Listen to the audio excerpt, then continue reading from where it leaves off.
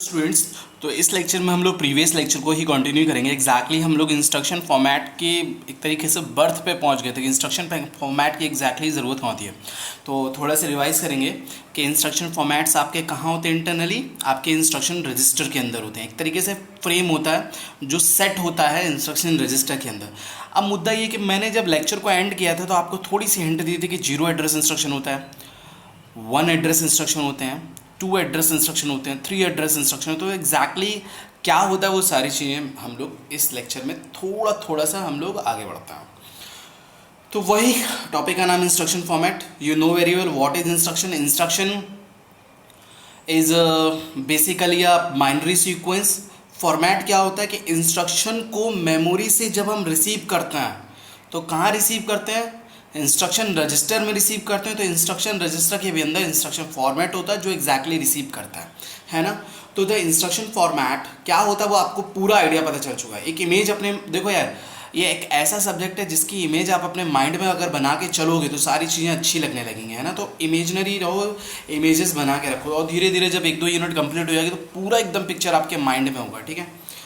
तो the instruction format is classified in 5 type based on the CPU organization. अगर आप लोगों ने ध्यान दिया हो तो अभी रिसेंटली हम लोग सीपीयू ऑर्गेनाइजेशन पढ़ के आ रहे हैं। सीपीयू ऑर्गेनाइजेशन में मैंने आपको जनरल रजिस्टर ऑर्गेनाइजेशन बताया था, स्टैक ऑर्गेनाइजेशन बताया था, एक और बताया था ये एक्यूमुलेटर ऑर्गेनाइजेशन भी होती है वो, लेकिन डिस्कस नहीं किया, उसकी इतनी ज़रूरत नहीं थी इसलिए क्योंकि मेनली आज की डेट में स्टैक ऑर्गेनाइजेशन और जनरल रजिस्टर ऑर्गेनाइजेशन ही बस वर्क कर रहे हैं और स्टैक और जनरल में भी सबसे ज़्यादा जनरल वर्क कर रहा है तो इसलिए उन पे फोकस कर रहे हैं। तो खास बात होती है कि इंस्ट्रक्शन फॉर्मेट जो होता है वो 5 टाइप का होता है बेस्ड ऑन सीपीयू ऑर्गेनाइजेशन। मतलब अगर जनरल रजिस्टर ऑर्गेनाइजेशन का सीपीयू होगा, देखो यार जब आपका कंप्यूटर डिज़ाइन किया था मतलब उसका सीपीयू डिज़ाइन किया था तो डिज़ाइनिंग टाइम पे ही ये डिसाइड कर दिया जाता है कि इसका सीपीयू किस ऑर्गेनाइजेशन पे बेस्ड होगा।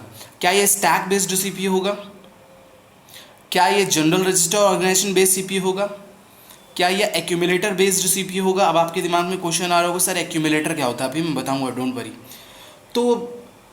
तो जब डिज़ाइन कर दिया जाता है तो अगर एक्यूमुलेटर डिज़ाइन किया जाएगा तब इंस्ट्रक्शन फॉर्मेट का टाइप डिफरेंट होगा इंस्ट्रक्शन रजिस्टर के अंदर। अगर स्टैक ऑर्गेनाइजेशन बेस्ड आपका सीपीयू होगा तो उसके अंदर जो इंस्ट्रक्शन रजिस्टर होगा उसके अंदर इंस्ट्रक्शन जो फॉर्मेट होगा उसका टाइप डिफरेंट होगा। अगर जनरल रजिस्टर बेस्ड ऑर्गेनाइजेशन होगा तो उसके अंदर इंस्ट्रक्शन रजिस्टर के अंदर जो इंस्ट्रक्शन फॉर्मेट है उसका टाइप डिफरेंट होगा। तो type is basically depends on the CPU organization. If you're like जब at the time of designing और क्रिएशन ऑफ सीपीयू ये डिसाइड कर लिया था कि हमारा जो कंप्यूटर है, हमारा जो सीपीयू है वो किस इंस्ट्रक्शन फॉर्मेट को सपोर्ट करेगा। ये बात मोटिव समझ में आ गया। तो आगे मैं पढ़ रहा हूँ यहाँ पर कि the CPU organization is classified in 3 types. जो मैंने आप लोगों को ऑलरेडी डिस्कस की हुई, स्टैक कैसे काम करता है, पुश और पॉप बताया हुआ है। जनरल रजिस्टर ऑर्गेनाइजेशन पूरा आपको बहुत अच्छे से समझा है। एक्यूमुलेटर मशीन का आइडिया मैं यहाँ पर थोड़ा सा दे दूंगा। तो ये सब आप लोग स्टैक ऑर्गेनाइजेशन बेसिकली जानते हो, बट उसके अंदर इंस्ट्रक्शन फॉर्मेट की जो ज़रूरत होगी वो कौन सा इंस्ट्रक्शन फॉर्मेट लगने वाला है, 0 एड्रेस इंस्ट्रक्शन फॉर्मेट लगने वाला है। 0 एड्रेस इंस्ट्रक्शन फॉर्मेट। तो मैं हवा में तो कहूँगा नहीं, मैं इस चीज़ को प्रूव करूँगा। तो इसलिए थोड़ा सा स्टैक ऑर्गेनाइजेशन के बारे में बता के उसको इसका फॉर्मेट 0 एड्रेस इंस्ट्रक्शन ही क्यों डिज़ाइन हो रहा है वो मैं आप लोगों को चीज़ें बता रहा हूँ। तो जो मैंने आपको वहाँ पर स्टैक ऑर्गेनाइजेशन कुछ इस तरीके की होती है, अगर आप लोगों को ध्यान दिया हो तो मैंने उसके अंदर पुश और पॉप ऑपरेशन आप लोगों को बता दिए थे। But always remember stack organization जो होता है सीपीयू के ही अंदर जो रजिस्टर्स होते हैं उसका हम लोग एक स्टैक बना लेते हैं। ये स्टैक एक तरीके से है ना। तो ये टॉप ऑफ दिस स्टैक है, मतलब अगर आपको कोई पुश भी करना है तब भी यहीं करना है और पॉप भी कहीं ना यहीं से करना है। मतलब टॉप पे जो एलिमेंट होगा वही आपका पहले पॉप होने वाला है। तो इसका कॉन्सेप्ट क्या था, LIFO, last in first out, जो लास्ट में इन हुआ वही आपका पॉपअप होगा। तो एग्जैक्टली होगा क्या, जो भी आपका डेटा होगा वो यहाँ अवेलेबल होगा कहीं ना कहीं, है ना। तो एक बात सोचो, ये अगर मेमोरी होती, मान लो ये स्टैक नहीं होता, ये मेमोरी होती, तो मेमोरी में जो डेटा है आप यहाँ से भी फैच कर सकते हो। कैसे फैच कर सकते हो, इसका एड्रेस लोकेशन ढूंढ करके इस पर्टिकुलर मेमोरी लोकेशन की वैल्यू को हम रीड कर सकते हैं। But in the case of stack there is no need of address. हमको पता है कि हमारा जो डेटा होगा वो कहाँ मिलेगा, हमको टॉप पे ही मिलने वाला है। हमको टॉप पे ही एक लोकेशन बाय डिफ़ॉल्ट लोकेशन है top of the stack. Means if you want to read any kind of data from the stack then you need to, आपको एक्सटर्नली कोई एड्रेस की ज़रूरत नहीं है। भाई एड्रेस की ज़रूरत है क्या, नहीं ना, मेमोरी में एड्रेस की ज़रूरत है कि किस मेमोरी लोकेशन पे अवेलेबल है, लेकिन स्टैक में तो पता है कि टॉप ऑफ द स्टैक ही मिलेगा बाय डिफ़ॉल्ट। बाय डिफ़ॉल्ट पहली चीज़ समझ में आ गई। मीन्स अगर आपको किन्हीं दो ऑपरेंड का एडिशन करना है, मान लो a प्लस बी, तो आपको यहीं से डेटा मिलने वाला है, a का यहीं से डेटा मिलेगा b का। वो कैसे मिलेगा वो आप लोगों को मैंने स्टैक ऑर्गेनाइजेशन में बता दिया था कैसे पुश और पॉप होता है, वो आप लोग चीज़ें समझ चुके हो। तो ध्यान से सुनो, मैं आपको धीरे धीरे चीज़ें समझा रहा हूँ। एक आपका जो भी एग्जीक्यूशन होगा वो कहाँ होगा, ALU में। ACC लिखा हुआ एक ये भी एक स्पेशल पर्पस रजिस्टर है। ACC is called accumulator. क्या कहते हैं, एक्यूमुलेटर। जैसे आपका प्रोग्राम काउंटर एक रजिस्टर है, मेमोरी एड्रेस रजिस्टर है, मेमोरी डेटा रजिस्टर है, इंस्ट्रक्शन रजिस्टर है, इसी तरीके से एक्यूमुलेटर इज ऑल्सो रजिस्टर है। एक्यूमुलेटर बहुत इंपॉर्टेंट रजिस्टर है, इसको CPU रजिस्टर भी बोलते हैं। एग्जैक्टली मतलब ये है कि suppose that if you want to add two numbers, ठीक है, अगर आपको पता है कि एक नंबर आपका मेमोरी में मिलेगा या एक नंबर रजिस्टर में है, तो आपका फिक्स होगा कि दूसरा जो डेटा होगा वो आपको एक्यूमुलेटर से ही मिलेगा। मतलब आपके डेटा अगर आपको कहीं नहीं मिल रहा है तो बाय डिफॉल्ट लोकेशन डेटा की एक्यूमुलेटर होती है, मीन्स आपका डेटा एक्यूमुलेटर में मिलेगा ही मिलेगा। इसका स्पेशल पर्पस यही है। अभी धीरे धीरे चीज़ें समझेंगे, जब एक्यूमुलेटर मशीन पढ़ाऊंगा तब आप लोग और अच्छी तरीके से सीखोगे कि एक्यूमुलेटर एग्जैक्टली कैसे वर्क करता है। तो ध्यान से सुनो, जब ALU है, ALU मतलब दो ऑपरेंड पे परफॉर्म होगा, या एडिशन होगा या सब्ट्रैक्शन होगा। तो मान लो कि यहाँ पर एक डेटा पड़ा हुआ है, तो यहाँ से डेटा यहाँ जाएगा और यहाँ से डेटा यहाँ भी आ सकता है, और ये TR मतलब टेम्परेरी रजिस्टर, और टेम्परेरी रजिस्टर से भी डेटा आ सकता है, ठीक है। और एक जब दूसरा डेटा फैच करोगे तो वो भी यहाँ से भी आ सकता है, यहाँ भी आ सकता है। अगर जैसे मान लो मैं एक चीज़ आप लोगों को बता रहा हूँ, देखो आपने पहला ऑपरेंड यहाँ से लिया टॉप ऑफ द स्टैक से, ठीक है, लेके गए, तो आप एक्यूमुलेटर में लेके आओगे, मतलब एक लोकेशन फिक्स हो गई वो एक्यूमुलेटर में होगी। एक से तो कुछ काम नहीं होगा भाई, एक से थोड़ा ना कुछ काम होना है, तो दूसरा ऑपरेंड चाहिए, तो इसको उधर शिफ्ट कर देंगे टेम्परेरी रजिस्टर में। तो एक टेम्परेरी रजिस्टर से मिल गया, और जो दूसरा आएगा वो कहाँ आ जाएगा, एक्यूमुलेटर में आ जाएगा। तो एक आपके पास टेम्परेरी रजिस्टर से मिल जाएगा, एक आपको बाय डिफॉल्ट एक्यूमुलेटर से मिल जाएगा। M I right. तो इसमें होता क्या है, जो स्टैक ऑर्गेनाइजेशन में होता है, ऑलवेज रिमेंबर, मैंने कुछ लिखा हुआ है, आई अगेन रिपीट, पहला चीज़ जब लेके आओगे तो पहला अकेले से तो काम चलेगा नहीं, उसको टेम्परेरी रजिस्टर में भेज दोगे वहाँ से ALU में, और जो दूसरा आएगा, जब दूसरा एक्यूमुलेटर में आएगा, एक्यूमुलेटर से डायरेक्ट टेम्परेरी में भेजने की जरूरत ही नहीं, क्योंकि एक ऑलरेडी हमारे पास है, तो दूसरा यहाँ से हो जाएगा। ये बाई डायरेक्शनल क्यों है, जो रिजल्ट आएगा आपका वो भी आपका एक्यूमुलेटर में ही स्टोर होगा, और एक्यूमुलेटर से आप यहाँ स्टैक में भी ले जा सकते हो। ये चीज़ ध्यान से सुनना। तो always remember, accumulator is worked as a source and destination both. ये सोर्स की तरह भी कभी कभी का काम करेगा, या डेस्टिनेशन की तरह से काम करेगा। सोर्स की तरह जब काम करेगा जब यहाँ से डेटा ALU में जाएगा, डेस्टिनेशन की तरह जब काम करेगा जो ALU से डेटा एक्यूमुलेटर में जाएगा, और एक्यूमुलेटर से स्टैक में जाएगा। तो क्या होगा, ऑलवेज रिमेंबर। अच्छा एक बात बताओ, मैंने आप लोगों को अभी प्रीवियस लेक्चर में, इंट्रोडक्शन लेक्चर में आप लोगों को एक चीज़ बताई कि जो इंस्ट्रक्शन होता है उसमें पहला पार्ट ऑपकोड होता है, opcode field of the instruction, और दूसरा पार्ट होता है address field of the instruction. तो address field of the instruction, तो address field of the instruction ये बताता है कि आपका डेटा कहाँ अवेलेबल है। अगर वो मेमोरी लोकेशन में अवेलेबल है तो मेमोरी का address field of the instruction होगा। अगर रजिस्टर में अवेलेबल तो register name address field of the instruction में होगा। बट क्या बताओ क्या यहाँ एड्रेस की ज़रूरत है हमें पता है कि हमारा डेटा जो है वो टॉप ऑफ द स्टैक से मिलेगा। हमें पता है कि दूसरे ऑपरेंड की डिफ़ॉल्ट लोकेशन कहाँ होगी, वो एक्यूमुलेटर होगी। तो क्या हमें किसी एड्रेस की ज़रूरत है, क्या हमें किसी रजिस्टर नेम की ज़रूरत है, नहीं ना। तो इसलिए स्टैक ऑर्गेनाइजेशन में there is no address field, only opcode is there. तो मैंने एक लाइन लिख रखी है, वो आप लोग ध्यान से देखो, ये बहुत इंपॉर्टेंट लाइन है जो मैंने यहाँ पर लिख रखी है।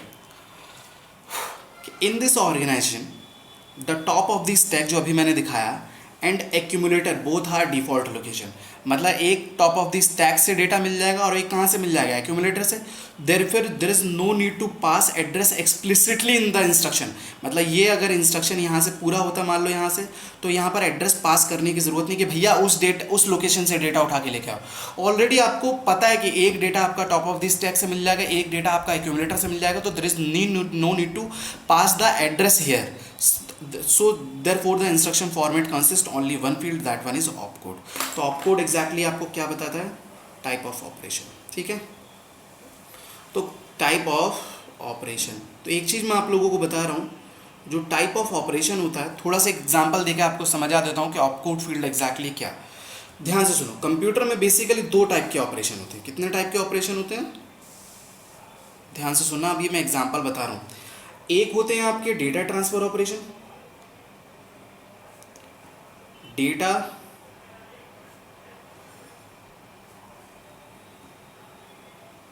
ट्रांसफर ऑपरेशन, और दूसरे होते हैं आपके एएलयू ऑपरेशन। ठीक है, ऑलवेज रिमेंबर, कहीं भी आप लोग कोई भी पूछे कि टाइप ऑफ ऑपरेशन कितने होंगे कंप्यूटर में, तो आप लोग दो तरीके के बता होते हैं, और भी हैं लेकिन मेनली आपके दो तरीके के होते हैं। एक आप बोलोगे कि डेटा ट्रांसफर ऑपरेशन, नाम ही इसमें दिखाई दे रहा है ट्रांसफर, मतलब एक जगह से दूसरी जगह पर डेटा को भेजना, वो डेटा ट्रांसफर ऑपरेशन। एएलयू का मतलब हो गया अर्थमेटिक लॉजिकल यूनिट ऑपरेशन, का मतलब होता है एडिशन सब्ट्रैक्शन, कुछ इस तरीके का ऑपरेशन। तो सोचो, ऑलवेज रिमेंबर, तो डेटा ट्रांसफर ऑपरेशन में आपके दो ऑपरेशन आएंगे, एक होगा आपका पुश और दूसरा ऑपरेशन यहाँ पर स्टैक में होगा पॉप। ठीक है, अब देखो कैसे। तो ऑलवेज रिमेंबर, जब आप एक जगह से दूसरी जगह डेटा भेज रहे हो तो एक सोर्स होगा आपका, हाँ जी, और एक आपका क्या होगा, डेस्टिनेशन होगा। M I right? एक सोर्स होगा आपका, एक डेस्टिनेशन होगा। तो सोचो सोचो क्या सोचें, देखो मान लो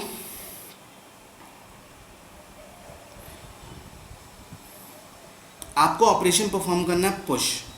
तो पुश का मतलब क्या होता है, स्टैक में पुश करना होता है, ऑलवेज रिमेंबर। तो एक बात बताओ, डेस्टिनेशन क्या होगा आपका, स्टैक होगा, एम आई राइट? स्टैक, और स्टैक में भी क्या, टॉप ऑफ द स्टैक। और सोर्स क्या होगा, पुश करना होगा तो सीपीयू से डेटा आएगा, मतलब जो भी रिजल्ट आएगा, और सीपीयू से भी स्पेसिफिकली कहाँ से आएगा, एसीसी से आएगा। जो रिजल्ट आएगा वो कहाँ स्टोर हो जाएगा, स्टैक में।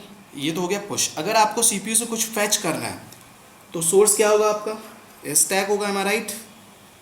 और इस क्या होगा, टॉप ऑफ द स्टैक, और डेस्टिनेशन क्या होगा, सीपीयू होगा। सीपीयू में भी एग्जैक्टली आपका डेटा सबसे पहले कहाँ जाता है, एक्यूमुलेटर में। बात समझ में आ रही है? तो और दूसरा आपका है एएलयू ऑपरेशन।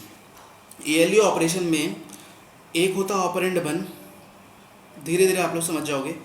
एक होता है ऑपरेंड 2, और तीसरा होता है आपका डेस्टिनेशन। तो एक बात बताओ, ऑपरेंड 1 आपको कहाँ से मिलेगा, top of the stack. Operand 2 को आपको कहाँ से मिलेगा, टॉप ऑफ द स्टैक। भाई वो देखो यार, अगर यहाँ भी एक्यूमुलेटर से एक डेटा मिल रहा है, लेकिन वो आ कहाँ से रहा होगा, टॉप ऑफ द स्टैक से तो आ रहा होगा। तो मेरा कहने का मतलब ये है, एक operand top of the stack, दूसरा टॉप ऑफ द स्टैक, जो डेस्टिनेशन होगा वो भी क्या होगा, टॉप ऑफ द स्टैक। तो ध्यान से सुनो, अगर मैं कंप्यूटर के टर्म्स में इन चीज़ों को लिखूँ तो ध्यान से सुनना।